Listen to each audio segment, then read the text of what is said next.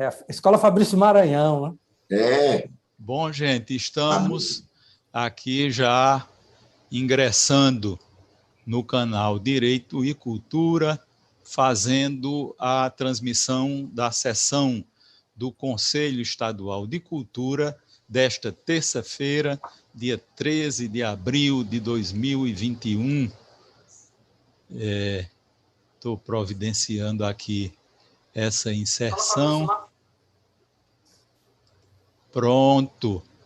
Já estamos no ar através do canal Direito e Cultura e eu passo os trabalhos ao professor Iaperi Araújo, presidente do Conselho. Boa tarde, senhoras e senhores, boa tarde, conselheiros.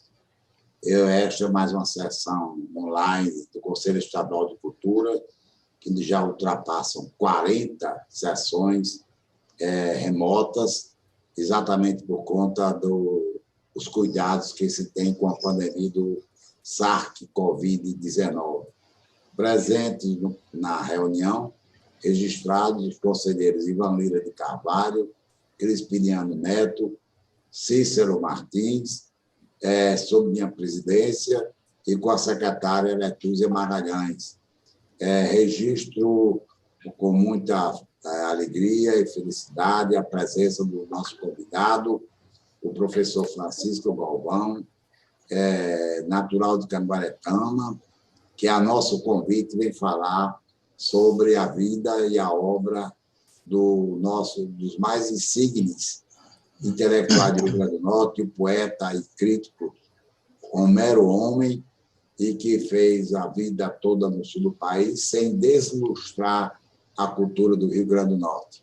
Importante é isso, é o intelectual do Rio Grande do Norte que migra para outros centros culturais, mas preserva a sua natividade, o seu lugar de nascimento, sempre valorizando o Rio Grande do Norte, a cultura, a luz da Câmara Cascudo, que é a nossa luz maior, que ilumina os caminhos da cultura do Estado.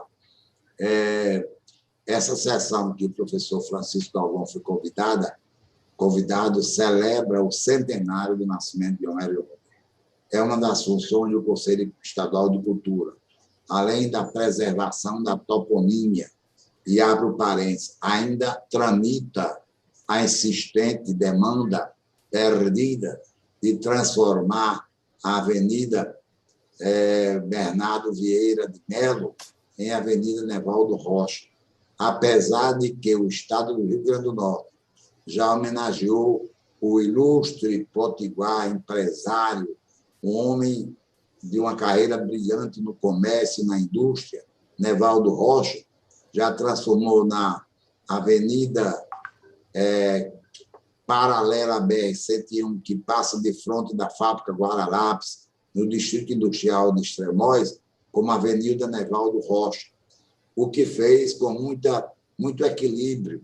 E eu transmito até ao conselheiro Crispiniano Neto o voto pessoal do presidente de parabéns à governadora, que não alterou a toponímia do Estado, não deshomenageou ninguém para homenagear um cidadão que merece todos os homenagens, menos que substitua um nome que faz parte de uma sequência de presidentes de província a denominar as avenidas do Rio Grande do Norte, de Natal.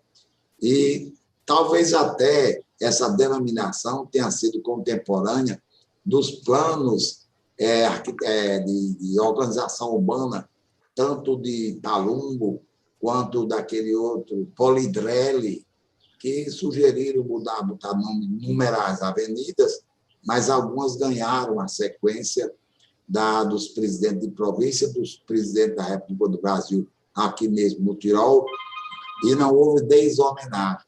Então, nós ficamos muito felizes e tomara que essa demanda, já temos a vereadora Júlia Arruda, que pegou a documentação do Conselho Estadual de Cultura e levou para apresentar no plenário da Câmara e consiga modificar os vereadores sobre isso. Então, sem mais delongas, eu passo a palavra ao conselheiro Ivan para ele apresentar o convidado e fazer uma abertura da sessão que homenageia o poeta e escritor Homero Homem no centenário do seu nascimento. Muito obrigado. Muito obrigado, senhor presidente Aperi Araújo, pela delegação para fazer, às vezes, aqui de mestre de cerimônia informático. Isso é um título do qual eu muito me orgulho, aqui ajudando no segmento dessa sessão telepresencial, e que está sendo transmitida pelo canal Direito e Cultura no YouTube e também pelas redes sociais da Fundação José Augusto.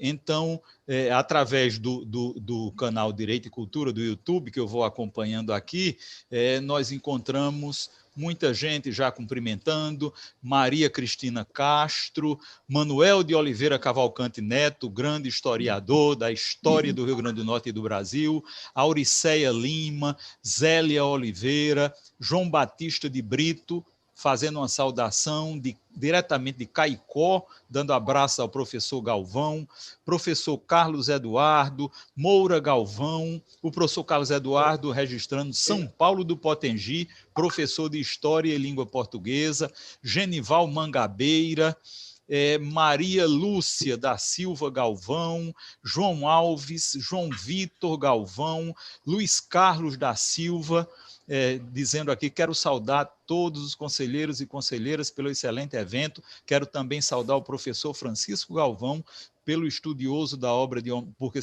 por ser estudioso da obra de Homero Homem, Luciano Francisco também cumprimentando, e José Augusto da mesma forma. São pessoas que fazem essa interface com o Conselho Estadual de Cultura. Isso é importantíssimo.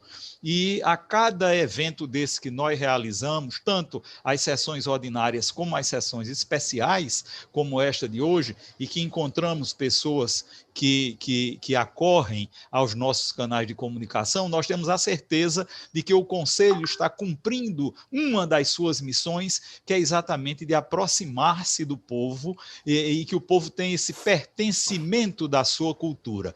Muito interessante.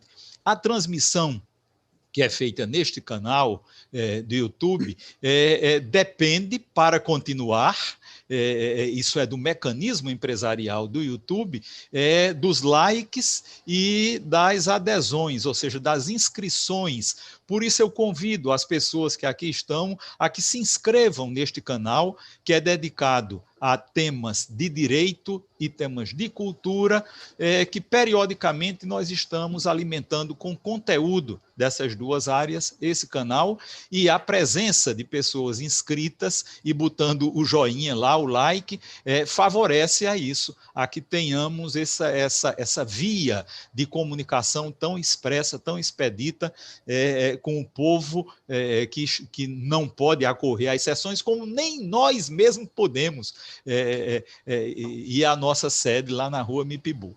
De sorte que eu fico muito feliz com esse feedback aqui das pessoas. Daqui a pouco eu vou voltar aqui novamente a esse bate-papo, mas o certo é que temos hoje a maior alegria de contarmos na nossa sala com a presença do professor Francisco Galvão. Eu vou tentar aqui apresentar o professor Galvão.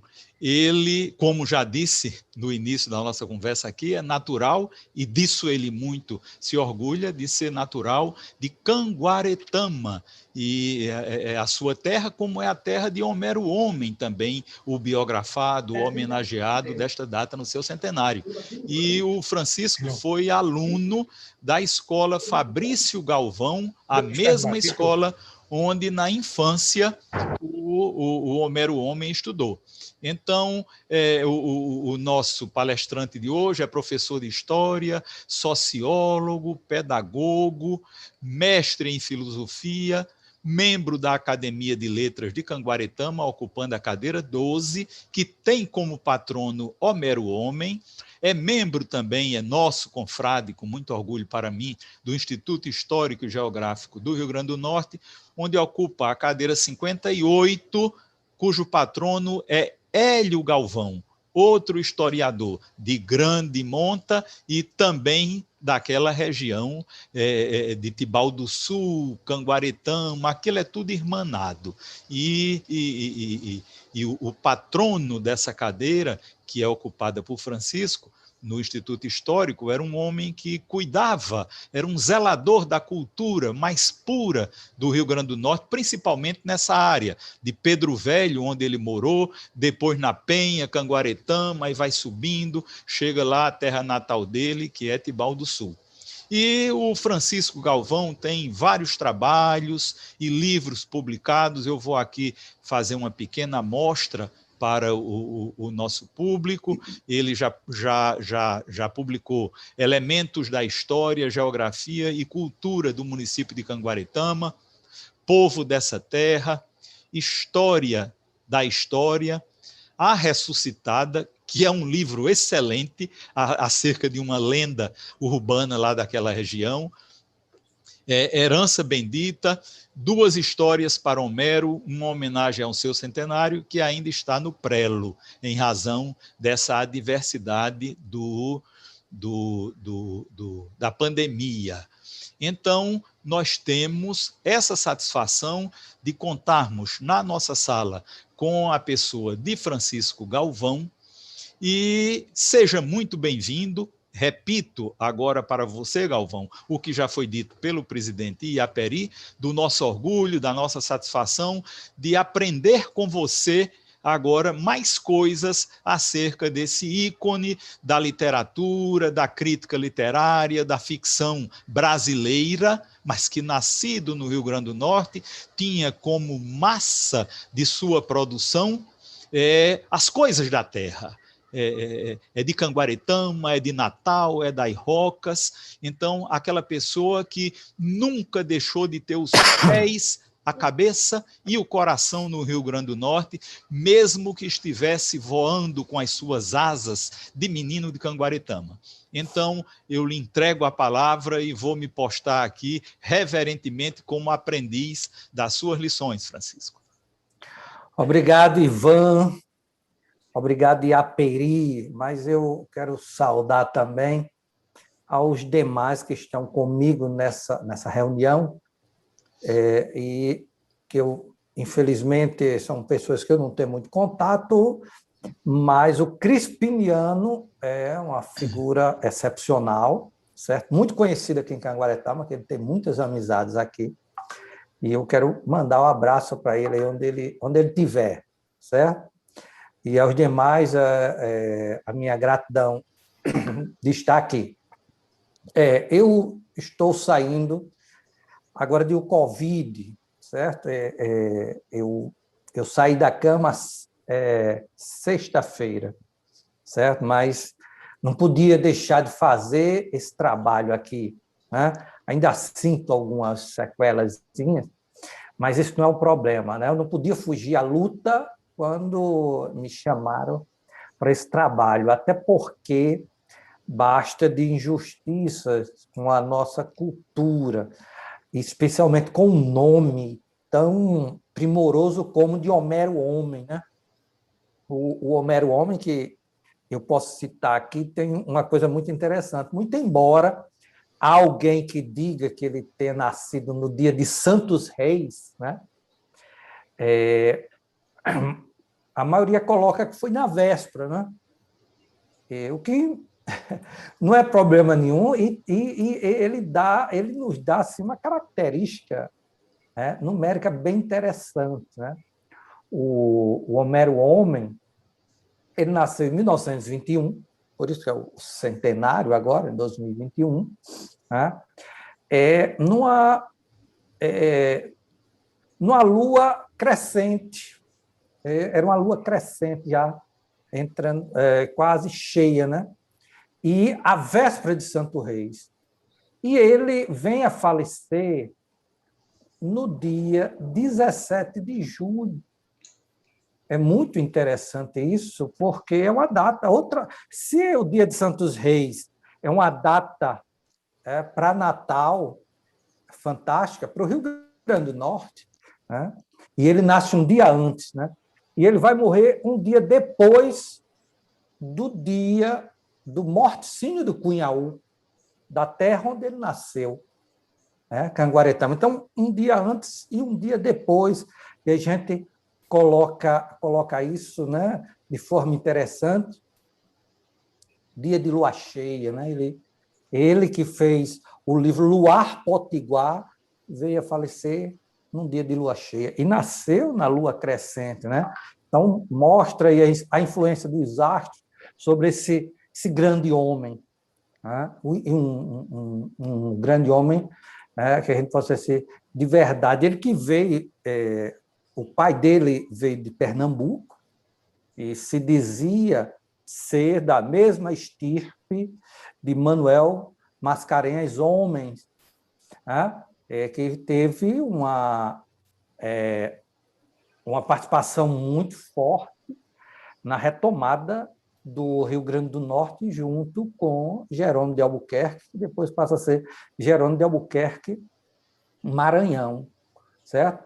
Era aqui em Canguaretama, eu tive assim uma grata surpresa de conversar com pessoas que conheceram o Homero Homem na infância, que foram seus colegas de infância, certo? Ou que tiveram contato, né, com ele ainda quando ele morou aqui, porque ele nasceu no Engenho Catu, e é bom que se diga isso, o Engenho Catu, que ele nasceu, é o Engenho Triunfo, né? É hoje o que se chama o Catuzinho, que era chamado Catu da Vila, que erroneamente ficava em Vila Flor, mas geograficamente sempre foi Canguaretama. Não confundir com o Catu dos Eleutérios, que é hoje a nossa aldeia indígena, que eu também tive uma grata participação no processo, né, de reconhecimento, que foi muito importante, muito embora eu não tenha o sangue indígena potiguara, né? Eu fiz o meu DNA ancestral, né?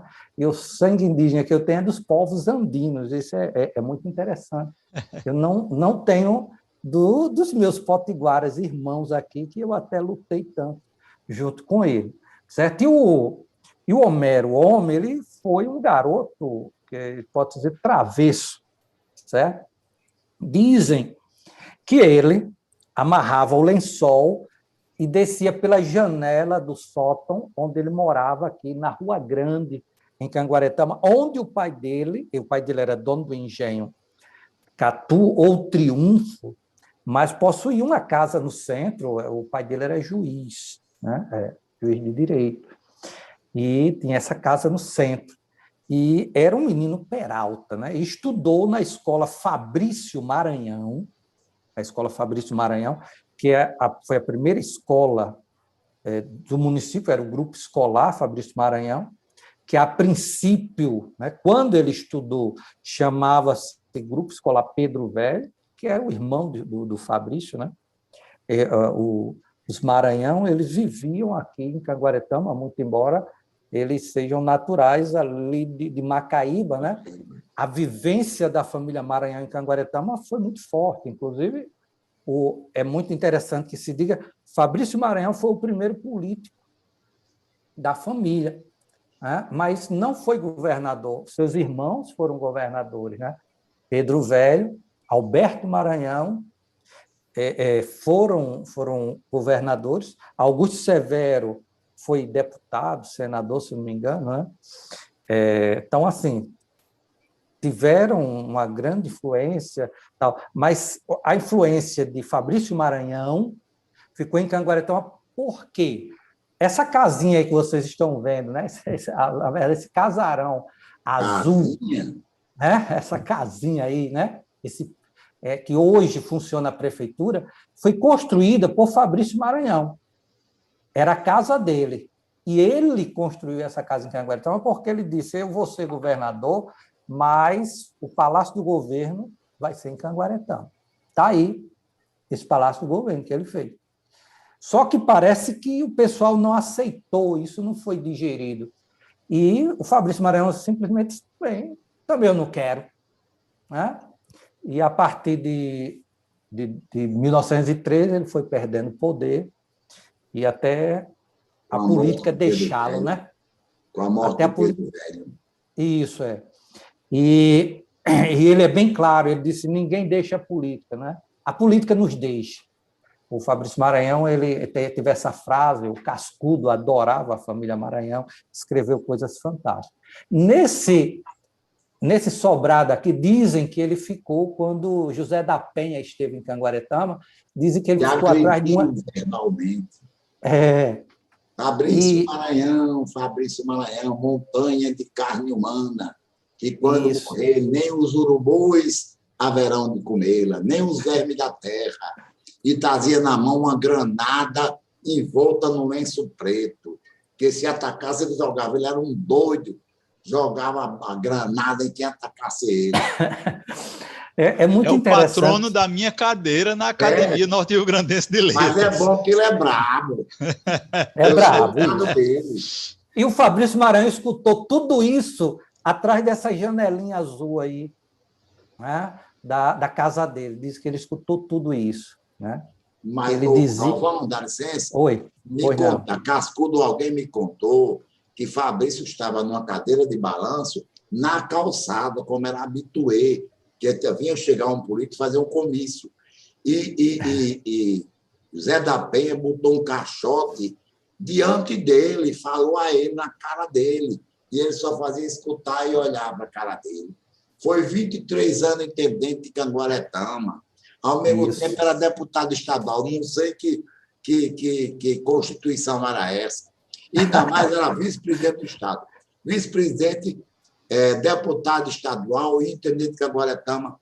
Havia uma sobrecarga das duas, 3 funções. Isso. E o trem parava em Goianinha e parava em São José, e ele colocava a escrivaninha dele para resolver os problemas, o trem esperava, e depois ele pegava o trem e ia para Natal. Um grande benemérito da cidade. Isso.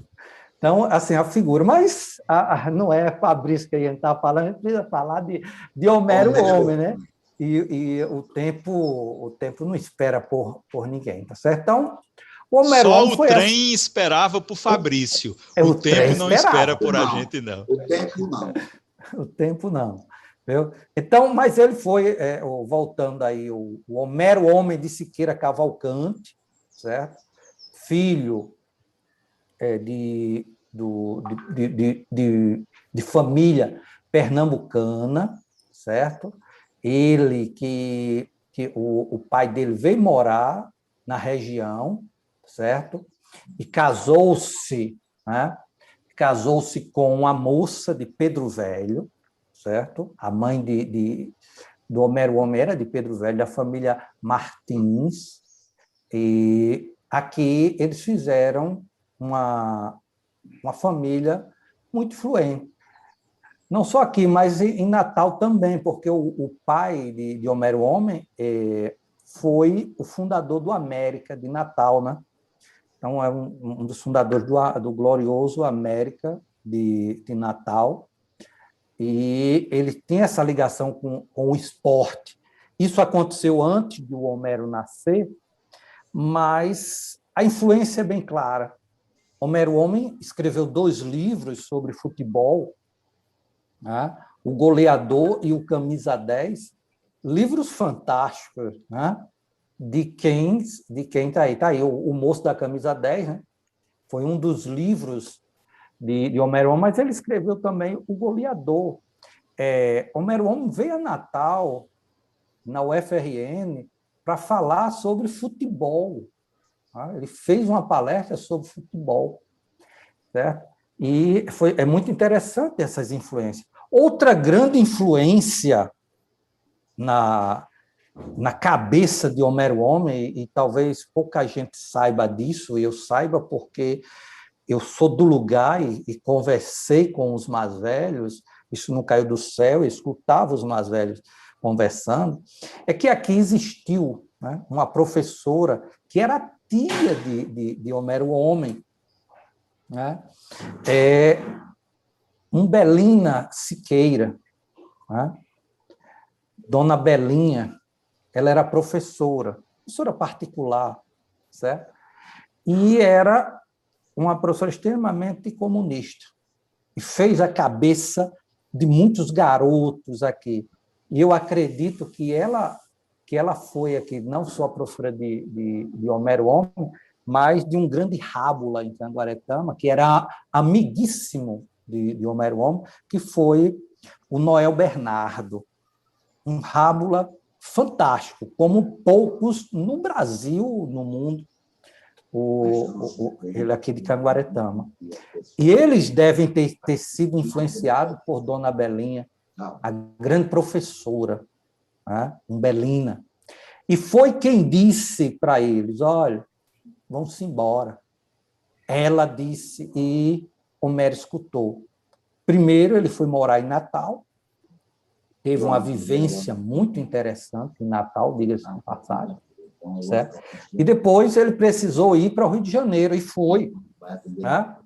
E é muito interessante porque no Rio de Janeiro ele teve um sucesso, né, estrondoso. Ele não era... Ele era um cara de muita inspiração, mas ele era muita transpiração. Ele era capaz de escrever uma página inteira de jornal diariamente. Ele era certo, e conseguia ter muita amizade morando no Rio de Janeiro. Existia lá um local, acho que era um bar, do Castelinho, onde ele se encontrava com a nata, né? O Homero Homem foi amigo de todos os intelectuais no Rio de Janeiro, e ele se encontrava com a nata da MPB. Ele era amigo de ir para a casa de Edu Lobo chamava ele para conversar, entendeu? Ele conhecia toda essa turminha, né, que foi a base dessa música popular brasileira que a gente tem hoje. Eu digo isso porque, né, ele é um homem do pós-guerra.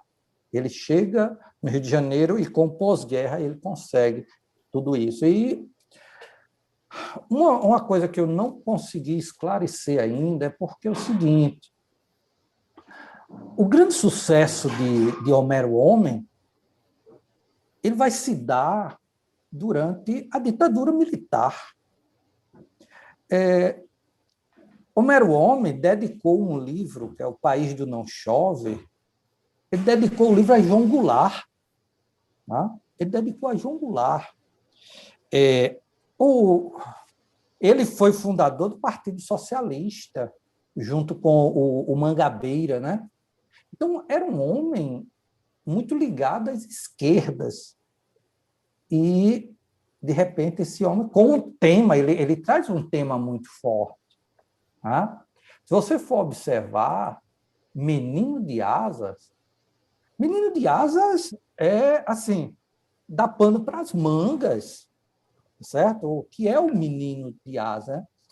E ele, aquela experiência de ter vivido fazendo traquinagem em Canguaretama e adolescente, né, em Natal, isso foi uma experiência muito grande para ele. E o livro está bem claro, fala sobre isso. Os livros de Homero Homem falam dessa vivência que ele teve até próximo dos 18 anos, aqui no Rio Grande do Norte, Canguaretama e Natal. Né? E ele era de uma família de bem. O pai dele era um juiz, ele tinha influência social, mas ele gosta de falar. Ele gosta de falar do pequeno, ele gosta de falar do simples. É a história, por exemplo, do Cabra das Rocas, que é o quê? É um sujeito que mora lá na beira do mangue, ele mora nas rocas, ele é o Cabra das Rocas, né? Ele é o canguleiro, e ele vai estudar, vai querer estudar no Ateneu para ser bacana, certo? Um livro que foi publicado originalmente em 66, né? É uma obra de forte conotação social e reforça a identidade das classes sociais mais baixas, e foi um best-seller da literatura potiguar. Tá? Então, o Menino de Asa, ele tem uma outra... Tudo bem que é uma linguagem cheia de poesia, certo? Quando Homero ele vai contar a história do menino que tem asas no lugar de braços. E então, ele era discriminado na sua cidadezinha onde morava. Então, ele vai procurar uma cidade grande para que alguém resolva esse problema de asas. Mas, gente, o que Homero estava dizendo com isso? Homero estava falando dele mesmo. Menino de Asas é o próprio Homero que teve que sair, né, da sua província em busca de outros caminhos. O Menino de Asa são tantos outros que a gente também viu sair da cidade do interior, que eu posso dizer quem está agora aqui nessa reunião, né? O que eu conheço mais ou menos é o Iaperi, que morava na cidade do interior e foi estudar em Natal, foi ser médico. Né? O Ivan, né? Que saiu com suas asinhas e vem para Natal, sei lá da Paraíba, né, Ivan? Certo? Isso. O Crispiniano. Né?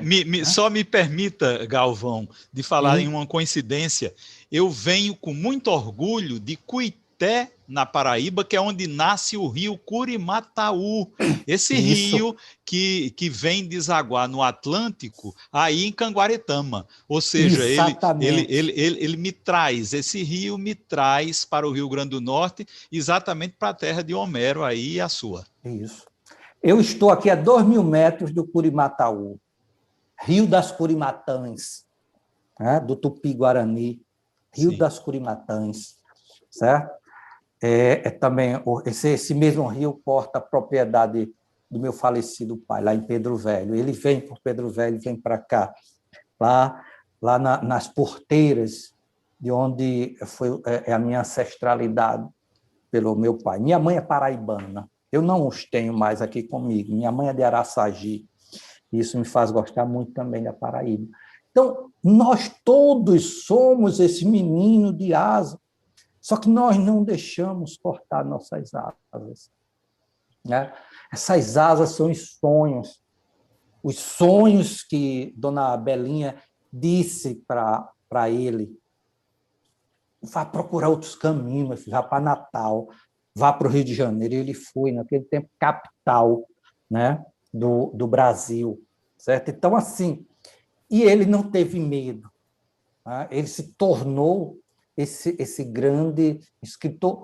E, saindo disso aqui, não só nesses 2 livros, me perdoe, mas também no livro O Moço da Camisa 10, esse contraste social também está muito forte, certo? Que ele fala do garotinho, e isso eu lembro muito das traquinagens dele, que ia jogar, esperava a maré baixar para jogar na beira, né? na beira da maré, aqui na beira do mangue, ele jogava com os colegas. E olha a ideia, ele viu isso aqui em Canguaretama, com certeza, que eles pegavam o baiacu, coçava a barriga do baiacu para encher bem muito e fazer uma bola, porque eles não tinham bola para jogar. Olha só que coisa. E ele leva isso para o seu livro. Né? Então, e também, ao mesmo tempo, foi isso que fez a geração do pós-guerra, né? O pós-45, os grandes poetas, os grandes escritores que vão aparecer nessa época, o romance regional, com grande força. Por quê? Porque a maioria abandonou, né, o Nordeste, especialmente o Nordeste, para ir morar no Rio de Janeiro e São Paulo. E levou essa carga cultural muito forte mesmo. Certo? E ele consegue, com essa mensagem social, tendo oferecido um livro ao presidente, né, que foi deposto, João Goulart, e tendo, né, além disso, sido fundador do Partido Socialista no Brasil, junto com o Mangabeira, ele passa a fazer sucesso dentro do período da ditadura militar. Tá? Seus 2 livros vão para uma coleção, que é a coleção Vagalume, e são distribuídos nas escolas. Ele foi sucesso, e ele veio para Natal. A gente tem aí, eu recolhi várias reportagens, né? Do Poti e do Diário de Natal, onde se dava muito espaço a Homero Homem por volta de 1974, 1975. Tá? Inclusive, era uma época assim, que muitos norte-riograndenses tinham saído, né? Era a época de Marinho Chagas, que foi grande jogador de futebol e que saiu daqui do Rio Grande do Norte e chegou à seleção brasileira, jogou uma Copa do Mundo. Então, havia também todo esse contexto, né, do que eu vou dizer assim, dos exilados. Tá? Dos exilados. E com Homero não foi diferente, e naquela época Homero foi lembrado. Os jornais aqui lá colocavam alguma coisa de Homero, ou o próprio Homero mandava um texto. Né? Inclusive, ele fez um texto para Sanderson Negreiros, que é assim, algo surreal, né? O modo como ele escreve, certo? Só voltando aqui, Ô Francisco, oi. Eu botei agora na tela esse texto de Homero Homem dedicado a Sanderson Negreiros. Isso. É um texto... Natal na linha do vento. Isso. É um texto fantástico que você fica assim, você fica flutuando, você fica na linha do vento quando você vai ler um texto desse. Você vê que ele era realmente diferenciado, certo? Então, assim, ele teve uma participação política muito forte, e aí eu quero lembrar o João Mangabeira, o Partido Socialista, certo? Mas ele tinha a sua estética artística, e é muito interessante que ele é muito mais conhecido poeta do que da prosa. Né? Ele é muito mais admirado pelos poemas que ele faz, porque ele tinha uma escrita muito, muito poética. Da vida particular dele aí é muito interessante que se diga que ele casou-se várias vezes, ele teve uma vida meio assim, interessante, né? Ele casou-se... Francisco, Oi. Me permita, é bastante interessante essa parte que você vai chegando agora para mostrar o lado mais humano do cotidiano de Homero Homem, mas na dinâmica aqui dos nossos eventos, dialogando com as pessoas que nos acompanham através do YouTube aqui, eu queria fazer alguns registros e, na sequência, você continua. Veja só, temos aqui o Moura Galvão, o Genival Mangabeira, tudo cumprimentando e fazendo observações, Maria Lúcia, João Alves, Luiz Carlos, Luciano Francisco, José Augusto, Erivan Souza, Luciano dizendo que está direto de Caicó, Zélia Oliveira, falar dele é falar da minha infância. Bastante interessante esse link. Tiago Oliveira. A Zélia, olha só, a Zélia é filha do Noel Bernardo, que foi amigo de infância do Homero Homem. Que é o Rábula. Que é o Rábula, o grande Exato. Rábula. Uhum. Que barato. Aí Tiago Oliveira, Lúcia de Fátima Galvão, Manuel Targino Alves Filho, Nino, Canguaretama está de parabéns com o nosso amigo Francisco Galvão, Nino de Cané. Tiago, novamente, Maria Cristina Castro, que está do Rio de Janeiro, prestigiando minha terra, Canguaretama. Zélia Oliveira diz que está em Fortaleza, mas atenta aos comentários. Emily Catalini diz, boa tarde, professor Francisco Alves é um grande historiador, admiro demais seu trabalho. Maria Lúcia Galvão, Francisco, grande e competente historiador de Canguaretama e do RN. Zélia novamente disse Conguaretama, minha terra. Lívio Oliveira, o poeta Lívio Oliveira, Lívio. E acadêmico da nossa Academia Norte-Rio-Grandense de Letras, também aqui Uma cumprimentando. potência. Isso, concordo. Cumprimentando a todos. Parabéns pelo trabalho, cara Ivan Lira, o trabalho de todo o Conselho, e parabéns a todos. Zélia novamente, Francicarla Pessoa dando parabéns, José do Egito, Zequinha também, José Francisco Vicente, Canguaretama RN, boa tarde a todos. Erivan Ferreira, parabéns, querido professor Francisco Galvão. José Francisco Vicente, Francicarla diz, minha cidade que amo tanto, com Canguaretama. João Vieira, cumprimentando também. Genival Mangabeira, cumprimenta. Fátima Pessoa, diz, parabéns, Francisco, tenho orgulho de você. E mais adiante ela diz... Foi minha professora, rapaz. Isso, que foi sua professora. Erivan Souza Lima, José Francisco Vicente diz, Canguaretama se enche de orgulho dos seus historiadores, dentre eles nosso tão querido Francisco, que neste momento nos enche de conhecimento histórico. Eu concordo, Fátima Pessoa diz aqui que orgulho ter sido sua professora. Lívio Oliveira, parabéns, Canguaretama, de Auriceia Lima. André Felipe, boa tarde ao caro amigo Galvão. André Felipe, nosso colega lá do Instituto Histórico. Isso. Da Academia de Ceará Mirim. Isso, presidente da ACLA.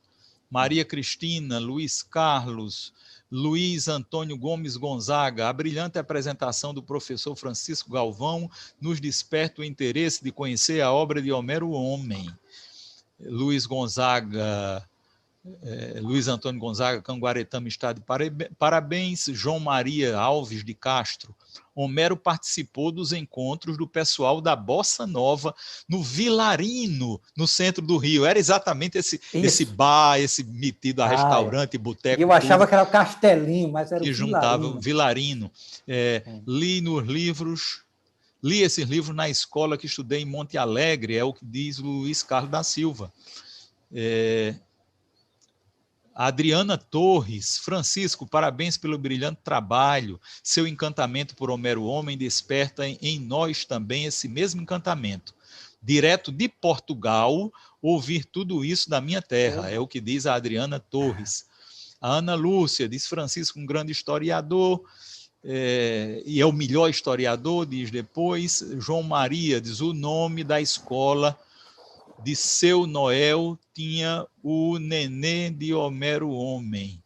Eu não consegui entender bem direito. Porque a escolinha, o nosso Rábulo aí, o Noel Bernardes, fez uma escolinha para as crianças aqui, e ele dava aula, e o nome da escola era Escola Homero Homem.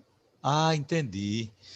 Alcina Galvão, meu grande irmão, contador de história, e aplaude aqui o Erivan. Saúdo todos os conselheiros, em especial o professor acadêmico e conterrâneo Francisco Galvão, pelos trabalhos desenvolvidos pela cultura do RN.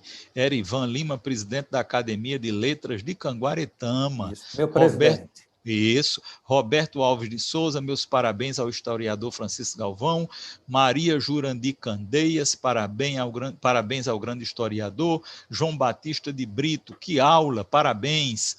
Ana Lúcia, meu maior orgulho. Erivan Lima, saúdo todos os conselheiros. Não é isso?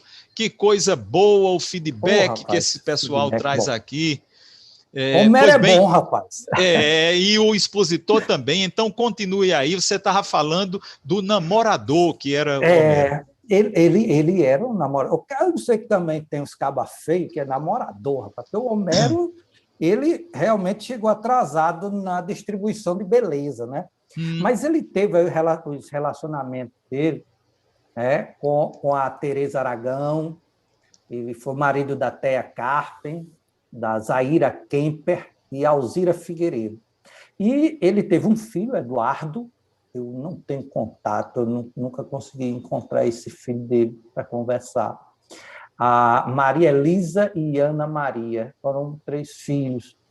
E ele ficou viúvo, e na primeira viuvez dele, ele teve que cuidar do próprio filho, né? Ele ficou sozinho com o filho, Eduardo, com apenas meses certo? E, inclusive, ele se autodenominava, Homero dizia, eu sou a mãe do ano, né?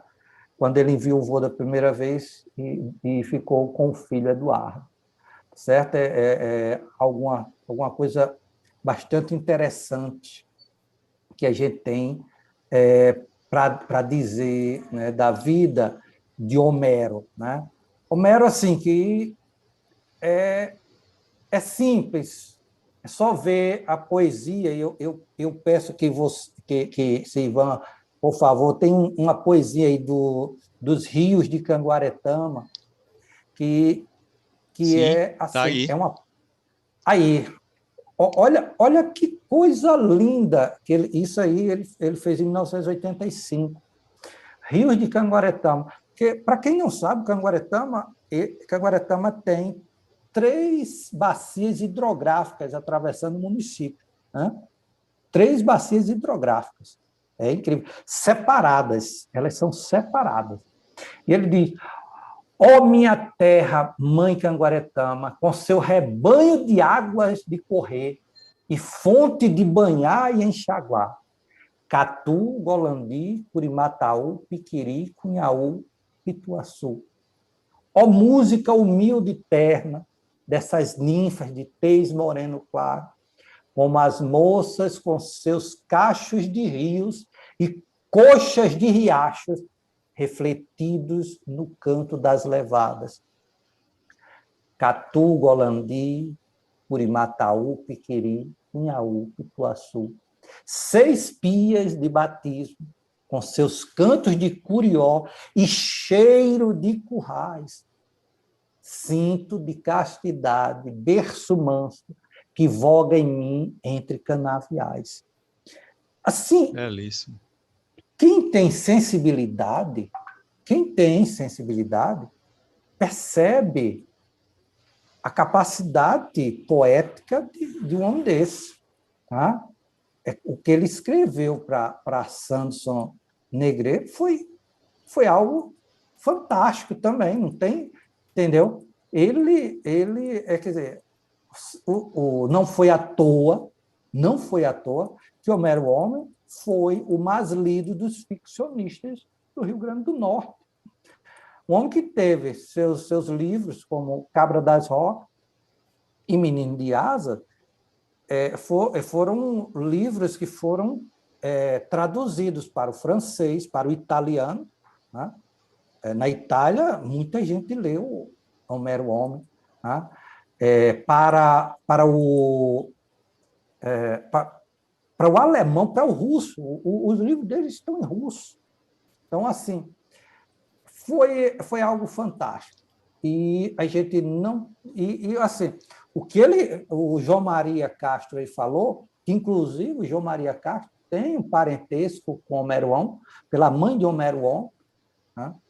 E é muito, muito interessante dizer assim, a quantidade de amizade que o Homero Homem tinha com os intelectuais do Brasil todo. E é muito interessante porque desses todos intelectuais, só tinha um que era seu inimigo ferrenho. Tá? Esse foi, assim, uma inimizade daquelas de correr água. Tá? Então, quando diga-se de passagem, tá? O que eu acho uma injustiça, a Academia Brasileira de Letras não teve cadeira suficiente para Homero Homem. Não teve, certo? E o seu grande inimigo intelectual foi Ledo Ivo. O poeta Ledo Ivo tinha uma briga intelectual com o nosso Homero Homem. E eles divergiam e trocavam farpas de uma forma assim. Mas quando o Homero Homem faleceu, Ledo Ivo foi ao enterro e prestou homenagem, né, ao desafeto de outrora. Né? Ele fez... Homero morreu aos 70 anos e ele teve um câncer, certo? E não levou para, como diz, para a tumba, né? essa inglória inimizade. O Ledo Ivo se retratou diante de Homero Homem, né? Era o seu grande inimigo intelectual, né? É muito Francisco, interessante dizer. Oi. Nesse contexto do bate-bola, deixa eu passar para você aqui algumas observações. Nós queremos cumprimentar o professor Carlos Roberto de Miranda Gomes, que é nosso colega lá do Instituto, meu e de Francisco, lá do Instituto, e colega nosso da Academia Norte Rio Grandense de Letras também, que fez um aceno para falar aqui. Eu entrego já a palavra ao professor Carlos Gomes, mas eu vou fazer um registro aqui. O João Maria Alves de Castro, que você falou do parentesco, ele registra aqui que Homero Homem dividia mesa com Di Cavalcante, Fernando Lobo, pai de Edu. Uma coincidência também, Fernando, pai de Edu, tinha amizade com o meu pai no Recife. No Recife. Então, Fernando, que era produtor artístico, etc. e tal. Então, Dolores Duran, Lúcio Rangel, Ari Barroso, Antônio Maria, Manuel Bandeira, Panchetti, Tom Jobim, Vinícius de Moraes. E Pablo Neruda, diz o João, Pablo Neruda, quando vinha ao Rio, procurava Homero Homem para uma saída noturna. Também estava procurando quem entendia do riscado, né? Isso. Aí tem as outras observações, aqui as pessoas saudando, Auriceia, Cristina, Chico Zé, muita gente. E o Lívio Oliveira, o poeta Lívio Oliveira, pergunta: caro Francisco, qual o parentesco entre Homero Homem e doutor Esmeraldo Siqueira? Em razão do sobrenome, em razão do pai dele e tal, se você sabe informar isso. Lívio, agora eu me lembrei de Cascudo, e diante de você eu não posso me calar, né? Cascudo dizendo, se eu não souber, eu invento. Mas eu não vou inventar, não, são parentes. A família Siqueira, né? E que, inclusive, assim, diga-se de passagem, meu pai dizia, o seu João Alves dizia ele assim, onde tiver um Siqueira, tem um homem inteligente. Porque meu pai, Pedro Velho, conheceu muitos dos Siqueiras que ficaram por aqui. E todos esses Siqueiras do Rio Grande do Norte, eles têm vamos dizer assim, saíram tudo da família de Homero Homem, do pai de Homero Homem. Certo? Que, perdoe aqui, estou tentando lembrar o nome do pai dele, mas eu lhe digo já, essa coisa assim, de vez em quando some, né? Evapora. Mas e o Carlos Gomes fala em Carlos Homem de Siqueira, se também você sabe encaixar nesse contexto. Carlos Perfeito. Homem de Siqueira. É a mesma família. O pai dele era Joaquim Siqueira, né? Joaquim Homem de Siqueira Cavalcante, certo? O pai e filho, no final era filho, certo? O pai do Homero Homem, ele veio de Pernambuco, e esse nome Siqueira, né, foi ele que implantou aqui no Rio Grande do Norte. Todos os Siqueiras, claro, deve haver algumas exceções, mas o Gurmecindo Siqueira, todos esses Siqueiras que, inclusive, tiveram um papel fundamental no Partido Comunista aqui no Rio Grande do Norte, todos eles eram parentes de Homero, todos eles. E, diga-se de passagem, havia um fosso da família que Homero Homem foi embora para o Rio de Janeiro, e houve um fosso que não se sabe explicar, a não ser pela ignorância, que eles não tinham contato, Homero Homem não tinha contato com a família que ficou no Rio Grande do Norte. O professor Carlos Gomes, que levantou a mão, Francisco. Isso, vamos escutá-lo, porque eu tenho uma profunda admiração pelo Carlos Gomes. Todas as vezes que eu escutei, ele foi para falar coisas boas. Ele levantou a mão, apareceu com a câmera ali, mas... Ele fala a hora que quiser. Tá certo, então vamos tocando aí. Doutor Ivan, pois só não. Uma coisinha para a gente orientar aqui o meu entendimento com relação à biografia dele. O que é que o homem fazia no Rio? Qual era o emprego, qual era a sustentação? Isso. Ele foi, como a maioria, trabalhar em jornais, jornalista, repórter, etc. e tal. É a pergunta que eu faço ao professor Galvão. Isso. O Homero, ele já trabalhou aqui no Rio Grande do Norte como redator e repórter, certo? Ele já saiu daqui com essa experiência, certo? E ele vai trabalhar no Rio de Janeiro também como redator e repórter de vários jornais e várias revistas, certo? Ele trabalhou no Globo, eu acho que escreveu também para a Manchete. Ele era assim, Diário de Notícias, se não me engano, foi o jornal que ele escreveu aqui, certo? Mas ele era isso, ele era o redator e era repórter, certo? No tempo, né? No tempo em que se escrevia e se lia, né? Que hoje a gente não tem mais tempo para ler mais as notas do redator, como antigamente se fazia, certo? Ele trabalha no Rio de Janeiro e com essa grande habilidade, certo? E ele foi professor também, durante um período, ele foi professor de uma universidade no Rio de Janeiro, certo? E teve grande destaque na época como professor universitário também. Então, ele era assim, um cara também bastante ocupado. Mais alguma coisa? Vocês podem interagir aí, sem problema, tá certo? É bem interessante essa focagem que você fez, que ele sendo... Vocês estão me ouvindo bem? Estamos, sim. Pronto. Que ele sendo um homem que tinha múltiplas atividades e tal, tanto era reconhecido no texto como na poesia. E como ficcionista, ele foi muito lido. Mas a poesia dele é de uma qualidade extrema, é muito boa, não é pouca coisa, não. Então, é interessante.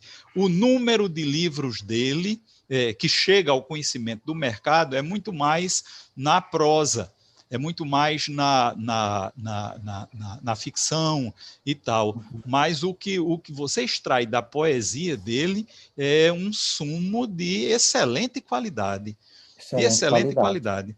O nosso colega do Instituto Histórico, Renan, está aqui cumprimentando a todos e principalmente o Galvão. Olha, as obras dele, vamos lá. Ele fez o primeiro livro dele, Tempo de Amor, pela livraria Francisco Alves, em 1960. Mas a Carliteana Carioca, aí depois ele vem Cabra das Rocas, Menino de Asa, O Excepcional Flor que Nasceu com uma Pétala a Mais, O Goleador, O Moço da Camisa 10, Pelejas de Amor e Mundo do Silêncio. Aqui no Rio Grande do Norte, na área de estudos sociais, ele tem um pequeno livro falando sobre o Rio Grande do Norte. O livro foi pela editora Bloch, Rio Grande do Norte, é o nome do livro que ele fez. Ele recebeu os prêmios, né, do MEC, o prêmio Adolfo de Guimarães, em 59, o prêmio Olavo Bilac, pela Academia de Letras, o prêmio Escritor do Mar, pelo Clube Naval, o prêmio Luísa Cláudio de Souza, pelo PEN Clube, o Prêmio Nacional de Poesia Falada do Estado do Rio, o Prêmio DNR, do Ministério de Transporte, o Prêmio Thomas Mann de Ensaios, que foi instituído pela UBE, na República Federal Alemã, e o Prêmio Nacional de Literatura, em 1975, que foi muito badalado, né? Certo? Isso aí, pelo conjunto de sua obra poética, certo? Aqui no Rio Grande do Norte, para encerrar, certo? Para encerrar, porque nós já temos quase uma hora, eu agradeço até a paciência de vocês aí, né? E a gente tem teve um projeto aqui do Alex Peixoto. Esse cara, eu não pude conversar com o Alex, mas ele tentou escrever sobre várias pessoas. Ele tem um ensaio biográfico sobre Homero Homem, né? E foi a primeira biografia projeto, certo? Era um livro reportagem, Canguleiro, sobre o escritor e jornalista, né? E político também, Homero Homem. E o Alex Peixoto, eu não consegui esse livro, não consegui ler, não consegui contato com o Alex Peixoto, ele pode até estar escutando agora, não sei, mas ele tem esse livro muito bom, que fala bem da vida do nosso canguleiro, vamos dizer assim, né? E ele fala aí da dificuldade que teve de juntar material. Eu acredito que até hoje eu não consegui realmente saber quais foram os livros que realmente o Homero Homem escreveu. Não tem contato com a família, eu não sei se o Alex Peixoto conseguiu isso, né? E ele disse que realmente foi muito difícil rastrear os familiares, né? Que é os membros da família Siqueira Cavalcante aqui em Natal, que não tinham contato com Homero Homem quando ele foi morar no Rio de Janeiro, né? O filho dele ainda é vivo? Eu acredito que sim, certo? É o Eduardo. O Eduardo. Eu acho que o meu próximo passo é procurar aí o Alex Peixoto em Natal. Alex teve contato com o filho dele no Rio de Janeiro. Isso. E conseguiu muitas informações importantes. Eu tenho o livro, comecei a ler, mas ainda não terminei, porque minha vida agora é de live em live. Coisa de artista é assim. Gestor, né? Toda hora tem uma live diferente. Por sinal, hoje nós teremos agora à noite, depois dessa reunião, uma reunião da Câmara Setorial do Livro e da Leitura, da Fundação Zé Augusto. As câmaras setoriais são organizações de pessoas que praticam algum segmento da cultura no Rio Grande do Norte, e essas câmaras são instâncias permanentes de diálogo com a Fundação José Augusto. São 16 câmaras. Ontem nós fizemos com a do circo, hoje é da literatura, aí tem a da dança, do teatro, da música, do audiovisual, da capoeira e por aí vai. Forró de raiz, literatura de cordel, hoje à noite. Então, o escritor Alex, que fez o livro Canguleiro, ele teve esse contato com o filho de Homero e foi muito proveitoso. Ele contou muitos detalhes da vida do pai. Pode continuar. Só saudando aí o professor Francisco Galvão, que lá na sua terra, né, em Caguaretama, nós temos 2 patrimônios vivos da cultura do Rio Grande do Norte. Isso. Que é a Chegança, de Barra de Cunhaú. E o Fandango. Né, Fandango, e tem outro grupo que é na cidade. Fandango. O Coco de Roda. Tem outro grupo que recebe uma bolsa mensal, né? Foi uma lei ainda do deputado Fernando Mineiro, mas com apoio de todos os deputados, e isso vem funcionando há algum tempo. O pessoal de Barra de Cunhaú construiu uma sede, tem até primeiro andar, com essa mixaria de R$ 2.900 por mês. Interessante, trabalho fantástico que tem lá.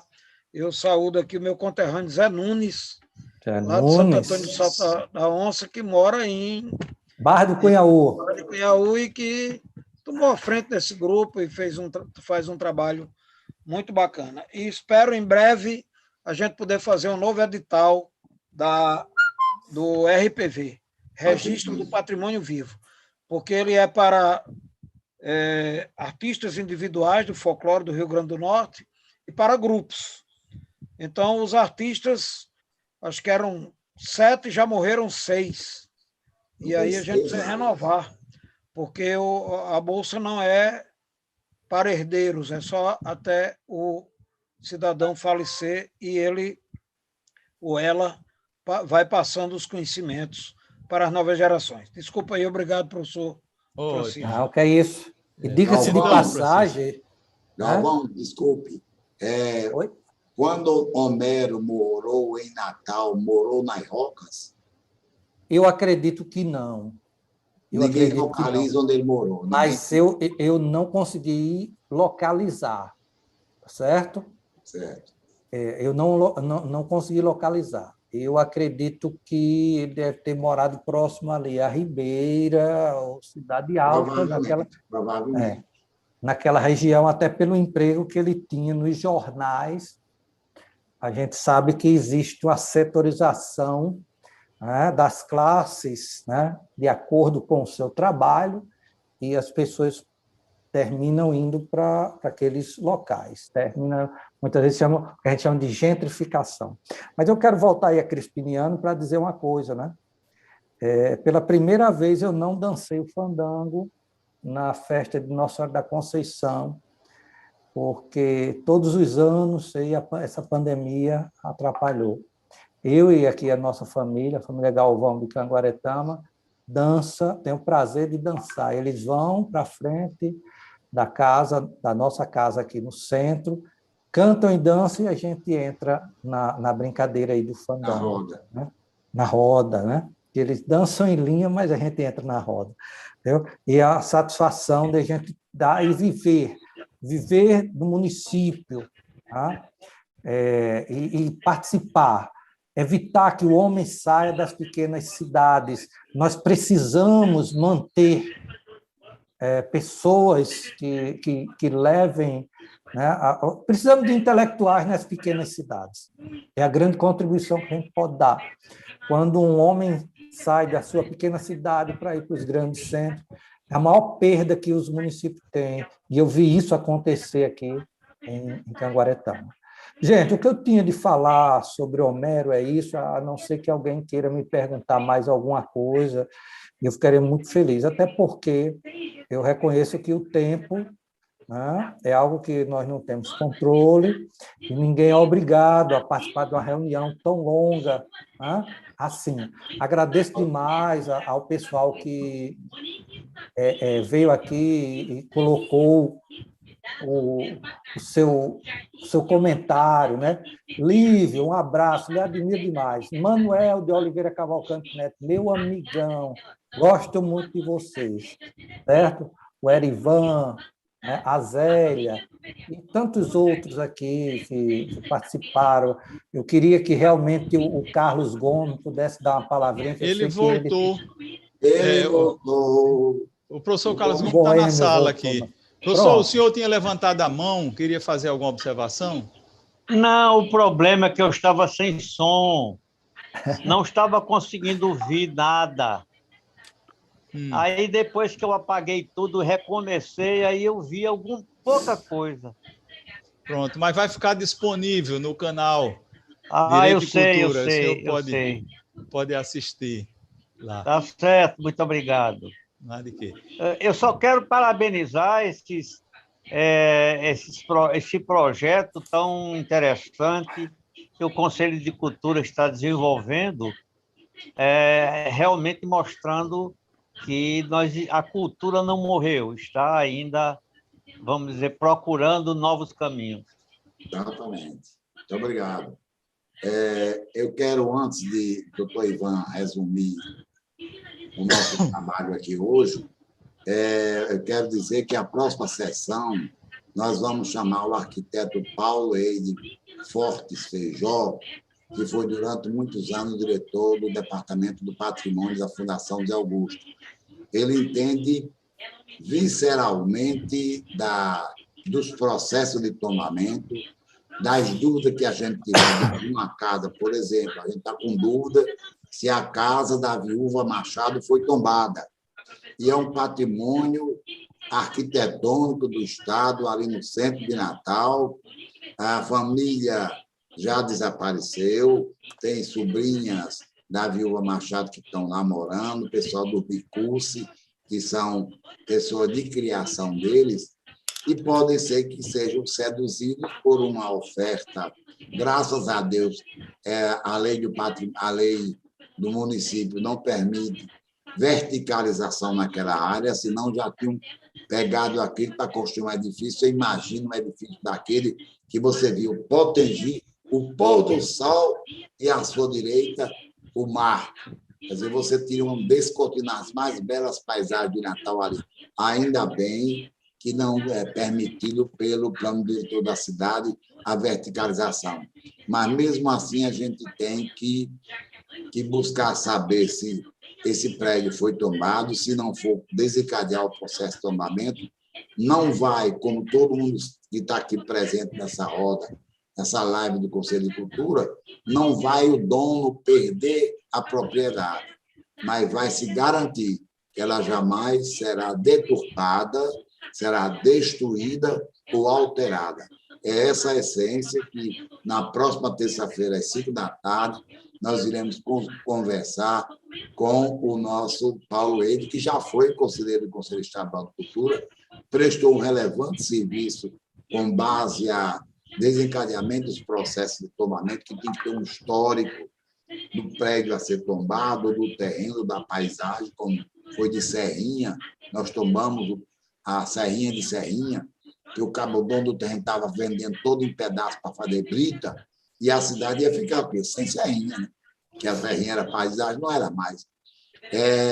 E é isso que a gente quer convidar, antes de terminar a sessão, convidar a todos que estão assistindo para verem essa nossa discussão com o arquiteto Paulo Eide Feijó. Agradecer antes, doutor E Ivan. Peri, Diga. Pode dizer, Galvão. Só uma coisa bem rapidinha. Olha, eu vou só dizer aqui um exemplo que você falou aí de Natal. Vila Flor, em Vila Flor foi feito um trabalho de prospecção arqueológica fantástico, né? Toda aquela praça foi. Tudo aquilo ali. E até hoje que eu tenha conhecimento, não se devolveu à comunidade um relatório à comunidade de Vila Flor. Isso é necessário. Agora, entendeu? eu quero perguntar, Galvão, foi a Universidade Federal do Rio Grande do Norte e a de Recife que vive aqui dentro catando os cacos da gente? Eu fui atrás deles. Eu fui no IFAM e disse, porque eu fiquei envolvido naquele mesmo processo, que, tipo assim, os egípcios, os gregos, que querem receber, né, as suas relíquias de volta, tá certo? Eu acho que os astecas, os incas, eles merecem receber, porque aquilo foi tirado deles. E o que é que o IFAM disse? O IFAM disse que não sabe localizar. Eles me disseram isso. Não teve como localizar o relatório para que eu levasse para a comunidade de Vila Flor. E eu tenho um livro, eu escrevi um livro sobre Vila Flor, não foi publicado, porque não teve condição ainda, né, da história de Vila Flor. E eu queria muito ver esses relatórios para ver se bate com a minha pesquisa, para não falar besteira, né? Também fizeram isso com o Forte do Reis Mago 2 vezes. Sim. A primeira, na minha administração da Fundação, foi o Laboratório de Arqueologia da Universidade. E esse material está todo no campus. Eles sabem que é um material que é patrimônio público federal e tem que ser devolvido para o local. E a última vez, essa agora, que o IFAM viu, tomou forte e começou a fazer uma nova prospecção, foi o laboratório da Universidade Federal de Pernambuco, e levou caminhões e caminhões de material arqueológico retirado do subsolo do Forte Reis Magos. Doutor Ivan. Pois não, senhor presidente, eu quero, da minha parte, obviamente, eu devolverei, mas da parte que me coube contribuir, ainda que de maneira ínfima, para a realização deste evento, dizer da minha gratidão de ter aprendido tanto acerca da vida e da obra de Homero Homem, com a história contada por um conterrâneo seu. Esse laço telúrico é muitíssimo importante, porque quando se fala com a alma, quando se fala com o conhecimento associado ao coração, o conjunto de informações se valoriza, agrega valor de maneira exponencial. Então, eu quero parabenizar o meu colega de Instituto Histórico, meu confrade Francisco Galvão, pela belíssima palestra que ele pôde trazer ao Conselho e à comunidade que está acompanhando através do canal Direito e Cultura. E a gente agradece. E também... Eles vão comigo, viu? São meus leitores. Tudo é Galvão, é sua claque. E também que ficará disponível esse material para que as pessoas possam fazer consulta de grande qualidade. Então, da minha parte, muitíssimo obrigado. Eu já estou aqui com um pé na sala informática e com outro pé porque eu tenho que dar aula às 6 da tarde. Desculpa, 6h30, tenho 6 minutos ainda para trocar de cenário. Então, eu faço aqui como aquele pessoal de circo que só fazia rodar assim o cenário. Eu vou fazer isso, vou trocar o meu cenário aqui e continuar dando aula. Eu coloco à disposição de algum conselheiro que quiser fazer um breve comentário, breve. Eu conhecia um cara que sempre dizia o seguinte: eu vou passar a palavra a fulano para ele fazer um breve comentário. Já estava cortando, né?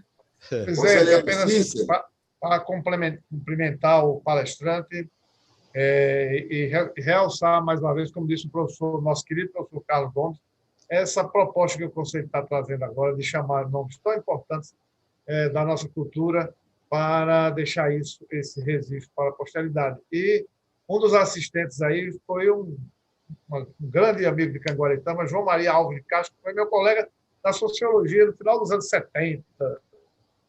Muito bem. Alguém quer falar mais? Rapidíssimo aqui, agradecer a presença do professor Francisco Galvão e dizer do prazer de ver Homero Homem em destaque, porque o Rio Grande do Norte é danado para esquecer os seus valores e nós não temos esse direito.